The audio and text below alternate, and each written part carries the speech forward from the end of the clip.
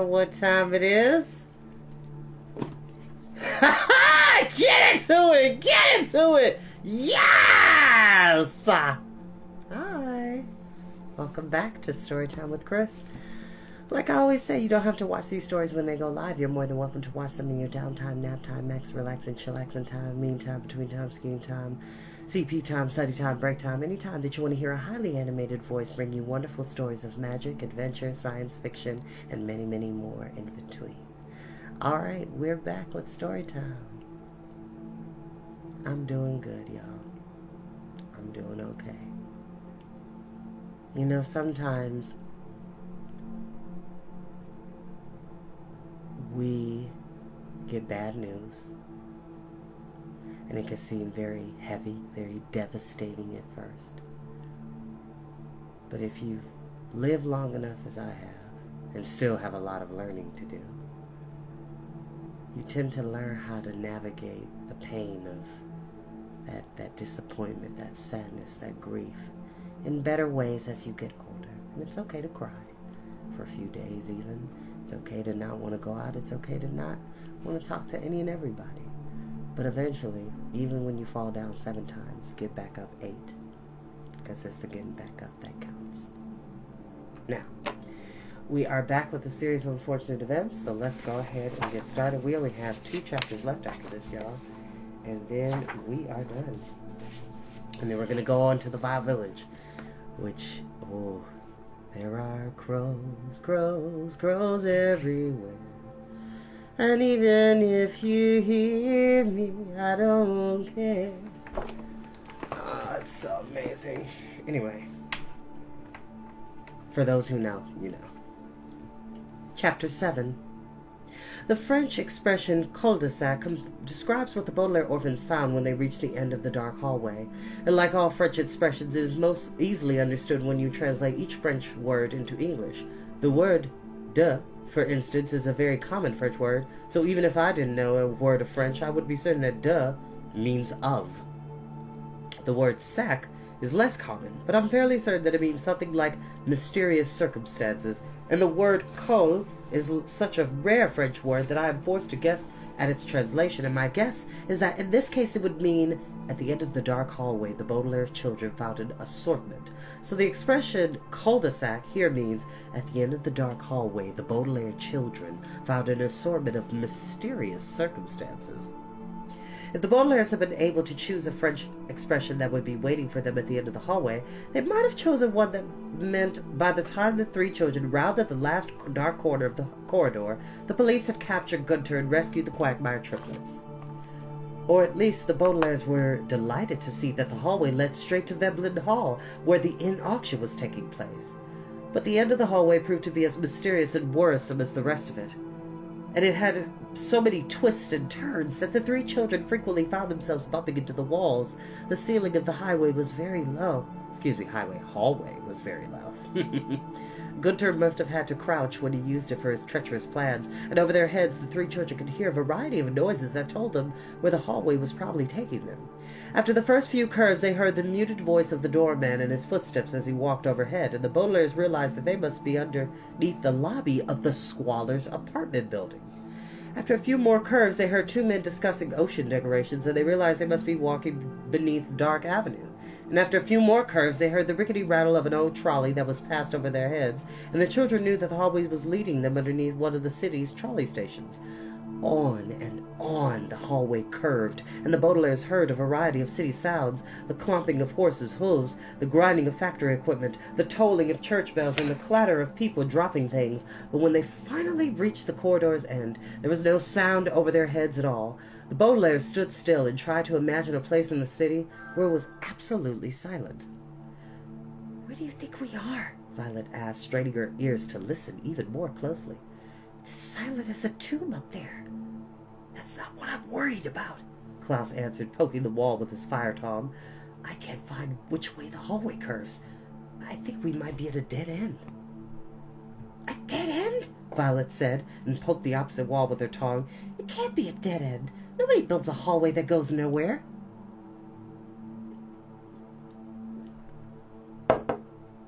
"Tragic," Sunny said, which meant Gunter must have ended up somewhere if he took this passageway. I'm poking every inch of these walls, Klaus said grimly, and there's no door or stairway or curve or anything. It's a dead end, all right. There's no other word for it. Actually, there's a French expression for a dead end, but I can't remember what it is. I guess we have to retrace our steps, Violet said miserably. I guess we have to turn around and make our way back down the corridor and climb up to the net and have Sunny tee their way to the penthouse and find some more materials to make an Ersatz rope and climb all the way up the top floor and slide down the banisters to the lobby, sneak past the doormen and run to Veblen Hall. Paitien, Sunny said, which meant something like, we'll never make it there in time to expose Gunter and save the Quagmires. I know, Violet sighed, but I don't know what else we can do. It looks like we're short-handed even with these tongs. If we had some shovels, Klaus said, we could try to dig our way out of the hallway, but we can't use the tongs as shovels. Dinty, Sunny said, which meant if we had some dynamite, we could blast our way out of the hallway, but we can't use the tongs as dynamite. We might be able to use them as noisemakers, Violet said suddenly. Let's bang on the ceiling with our tongs and see if we can attract the attention of someone who's passing by. It doesn't sound like anyone is passing by, Klaus said, but it's worth a try. Here, Sunny, I'll pick you up so your tong can reach the ceiling too. Klaus picked his sister up, and the three children began to bang on the ceiling, planning to make a racket that would last for several minutes, but as soon as their tongs first hit the ceiling, the Baudelaires were showered with black dust.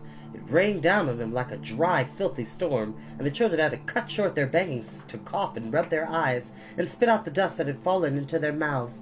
Ugh! Violet spat. This tastes terrible. It tastes like burnt toast, Klaus said. Kaflap! Sunny shrieked. At that, Violet stopped coughing, and licked the tip of her finger in thought. It's ashes, she said. Maybe we're below a fireplace. Oh, sorry, y'all. I had a message.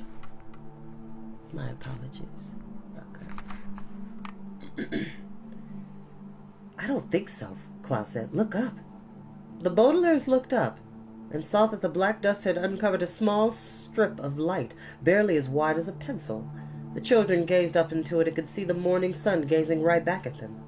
"'Tis there," Sunny said, which meant, where in the city can you find ashes outdoors? Maybe we're below a barbecue pit, Klaus said. Well, we'll find out soon enough, Violet replied, and began to sweep more dust away from the ceiling. As it fell on the children in a thick, dark cloud, the skinny strip of light became 4 skinny strips, like a drawing of a square on the ceiling. By the light of the square, the Baudelaires could see a pair of hinges. Look, Violet said, it's a trap door. We can see it in the darkness of the hallway, but there it is. Klaus pressed his tong against the trap door to try to open it, but it didn't budge. It's locked, of course, he said. I bet Gunter locked it behind him when he took the Quagmires away. Violet looked up at the trapdoor, and the other children could see, by the light of the sun streaming in, that she was tying her hair up in a ribbon to keep it out of her eyes. A lock isn't going to stop us, she said. Not when we've come all this way. I think the time is finally ripe for these tongs. Not as welding torches, and not as noisemakers, she smiled, and turned her attention to her siblings. We could use them as crowbars, she said excitedly. Heard it? Sunny asked. A crowbar is a sort of portable lever, Violet said, and those tongs will work perfectly. We'll stick the bent end into the part where the light is shining through, and then push the rest of the tong sharply down. It should bring the trapdoor down with it. Understand? I think so, Klaus said. Let's try. The Baudelaires tried. Carefully they stuck the part of the tongs that had been heated in the oven into one side of the square of light, and then, grunting with the effort, they pushed the straight end of the tongs down as sharply as they could, and I'm happy to report that the crowbars worked perfectly. With a tremendous crackling sound and another cloud of ashes, the trapdoor bent on its hinges and opened toward the children, who had to duck as it swung over their heads. Sunlight streamed into the hallway, and the Baudelaires saw that they had finally come to the end of their long, dark journey. It worked! Violet cried. It worked! The time was right for your inventing skills, Klaus cried. The solution was right on the tip of our tongues. Tip of the tongue, tip of the tongues. Up! Up! Sonny shrieked. And the children agreed. By standing on tiptoe, the Baudelaires could grab hold of the hinges and pull themselves out of the hallway, leaving behind their crowbars, and in a moment the three children were squinting in the sunlight. One of my prized possessions is a small wooden box with a special lock on it that is more than 500 years old and works according to a secret code that my grandfather taught me. My grandfather learned it from his grandfather, and his grandfather learned it from his grandfather, and I would teach it to my grandchild if I thought that I would ever have a family of my own, instead of living out the remainder of my days all alone in this world. The small wooden box is one of my most prized possessions, because when the lock is opened according to the code, a small silver key may be found inside, and this key fits the lock on one of my other most prized possessions, which is a slightly larger wooden box given to me by a woman whom my grandfather always refused to speak about. Inside the slightly larger wooden box is a roll of parchment, a word which here means some very old paper printed with a map of the city at the time when the Baudelaire orphans lived in it.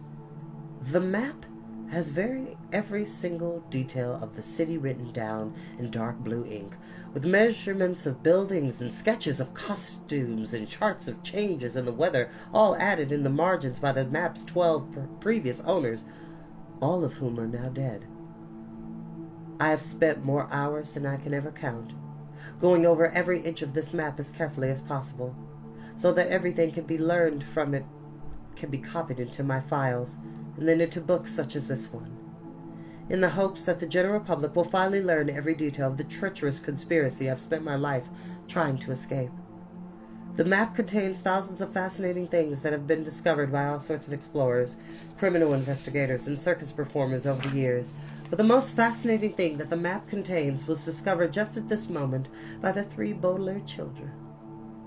Sometimes, in the dead of night when I cannot sleep, I rise from my bed and work the code on the small wooden box to retrieve the silver key that opens the slightly larger wooden box, so I can sit at my desk and look once again by candlelight at the two dotted lines indicating the underground hallway that begins at the bottom of the elevator shaft at 667 Dark Avenue and ends at the trap door that the Baudelaires managed to open with their Ersatz crowbars. I stare and stare at the part of the city where the orphans climbed out of that ghastly corridor, but no matter how much I stare, I can scarcely believe my own eyes, any more than the youngsters could believe theirs. The siblings had been in darkness for so long that their eyes took a long time to get used to properly lit surroundings, and they stood for a moment rubbing their eyes and trying to see exactly where the trapdoor had led them. But in the sun brightness of the morning sun, the only thing the children could see was the chubby shadow of a man standing near them.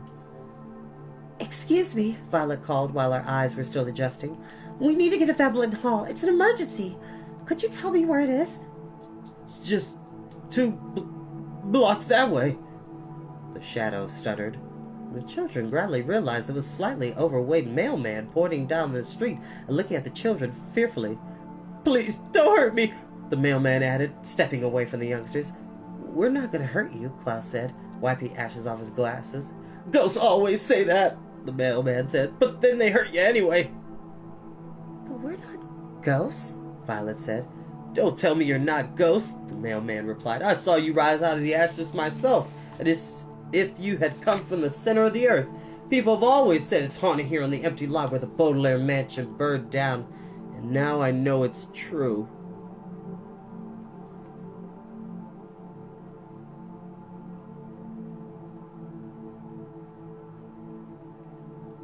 The mailman ran away before the Baudelaires could reply, but the three children were too amazed by his words to speak to him any more.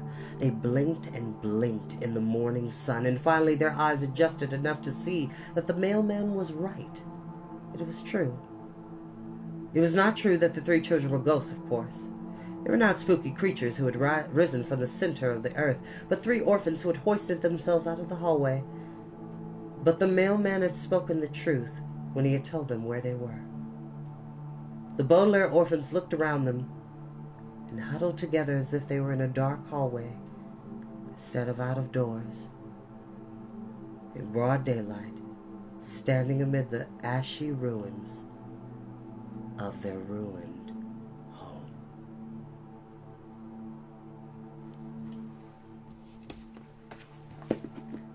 And that is where we will end for tonight. The mystery thickens. This is the 6th book. We're getting at the halfway point, kids. We're getting there. But the plot thickens. And I hope you can unravel the mystery soon. I'll see you all next time.